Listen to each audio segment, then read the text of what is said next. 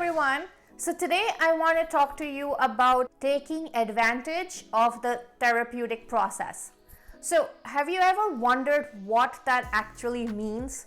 Like, what does it mean when somebody tells you to go into therapy and process your emotions? And how is it that the therapeutic process can become beneficial to you? Now, if you've been wondering all of these things, then I am going to be answering those questions for you in today's video.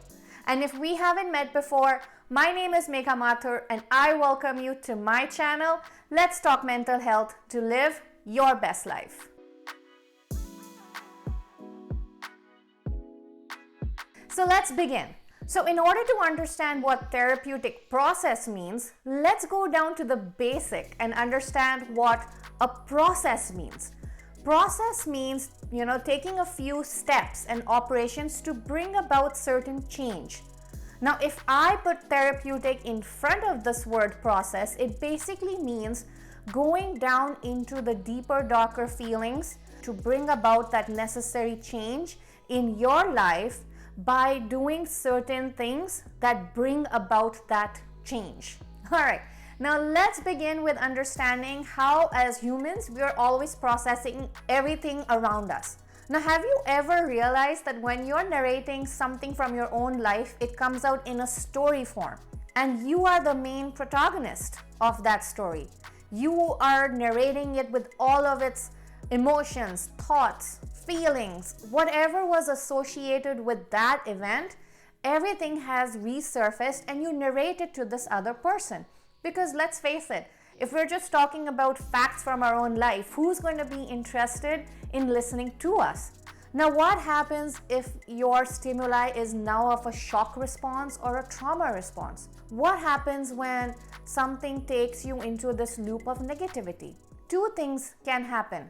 Scenario one, when you have something that actually shocks you or puts you into a negativity loop, you try and bury the specific event deep down into your subconscious where it cannot be touched.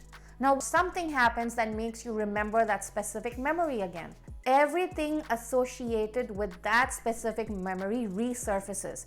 All the hurt, pain, anger, resentment, anything that you wanted to bury down is actually now resurfacing even more. And not only that, you'll see yourself building it up in the form of anger. So everything comes up and now you don't know how to process these feelings that have suddenly become overwhelming. Now, scenario two is, in your own narration, you give yourself an antagonist, which means there's somebody else now who plays the villain role in your story.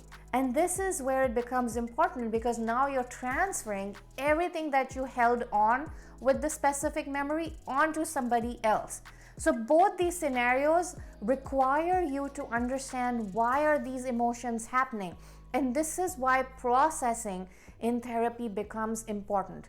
Now I want you to think about what happens when you put every negative emotion with that associated stimuli or memory into a box. There's no way for you to now go back into that box and say, maybe that response was adequate at the time, but is it still adequate now? So processing in therapy means you're going to open up that box from the past events, bring everything back into your present, and focus on how you can get a new adaptive coping mechanism and strategies via your therapist and process everything again with newer perspective. So I want to help you understand this with an example. Say you are a young child of 4 years old and you get bitten by a dog. Now, what happens when that memory is registered as traumatic? Because it is a traumatic event in your life. You start to hate dogs and you avoid them. And anytime you see a dog, you are now associating every negative memory with that specific dog and not the dog in front of you. So what do therapists do in this situation? Therapists then start to desensitize you to your triggering event. They start to help you process that memory by saying, that was one dog, but not all dogs are like that. It could include you having exposure therapy and taking you into seeing a new puppy, for example, and giving you a new perspective. So processing not only includes examining your old coping mechanisms and providing you with new ones, processing also means changing the way you speak to yourself. Changing that narrative of powerlessness, such as I'm a victim, to resilience, such as I am a survivor. Changing the language of being a perfectionist, saying to yourself, I made a mistake, this is not how it was supposed to happen, to realizing that you are human and that making mistakes is absolutely fine. It is how we all learn. And to bring that hopelessness out of you and changing that language of, I don't have hope within me to make that necessary change, to conjuring up that hope within you and saying, I'm going to find hope every single day so that I can make that necessary change in myself to make myself better. So this is what a processing in a therapy looks like. All right, now let's understand some of the key elements of the therapeutic process. The first and the most important one is your first session with your therapist. Now you as a client has to determine if the person sitting in front of you, that is your therapist, is the right fit for you. What is it that you are seeing in the person in front of you that is making you say, you know what? I have a connection, I feel that there's a connection, and I feel that this person is going to help me reach my goals.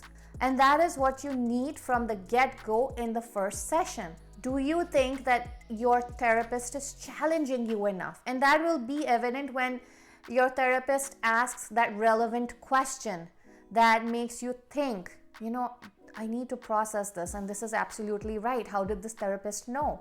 It's because your therapist is actively listening. And finally, your therapist is also going to gauge within that first session if you are ready to commit to the process. And this means that your therapist is going to lay out specific goals for you and say, are you ready to accomplish them? Because remember, it is a two-way street. Your therapist is going to show you the path, which means your strategies, your homework, whatever the process includes. But the key work has to be done by you. You have to be ready to walk down this path and bring that change. Now, the next key element in the therapeutic process is actually the process. It is now you who is going to determine what needs to be brought out from the box. When you're processing, you're taking everything out from this box. Your emotions, feelings, actions, behaviors, thoughts, everything comes out. And now you have to navigate it. And it is fine, because in a therapy process, you might see yourself go 3 steps back and then 1 step forward, which is absolutely fine. But you need to have faith in the process, and you need to have faith in your therapist to help you, guide you along the way. So be prepared to face a lot of difficult things that you've buried deep down, because if you don't face them head on, you're not going to see that necessary change. Now, I hope that you found benefit from this video and have gained an understanding of what therapeutic process means and looks like. And if you did, then give me a thumbs up, subscribe to my channel, where every Saturday I release a topic on mental health or I release a topic on personal development. And every Wednesday I release a video on a positive affirmation. Because remember, mental health includes everything and anything under the belt that keeps you happy. So I hope to see you here in my next video. Till then, live your best life.